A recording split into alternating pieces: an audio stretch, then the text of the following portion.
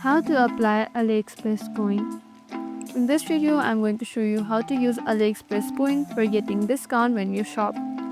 It's super simple, so without any further ado, let's get started with the video. First thing first, open the AliExpress app on your device and make sure that you are logged into your account. Once you are inside the homepage of AliExpress app, you'll see account section at the bottom right corner of your screen. Click on it. In the next interference, you'll see an option called coin. Click on it. In order to get coins, you have to log in to the app daily and collect the coins.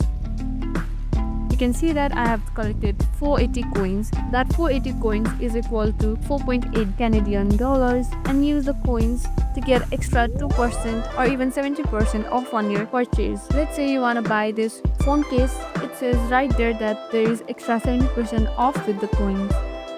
Then tap on the buy now. So basically, when you buy this product, you don't have to move into any other process. The coin will be added to your product and you'll be good to go. And that's it.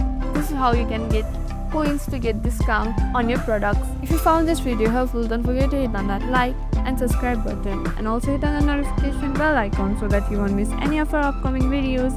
Happy shopping, and I'll see you in the next video.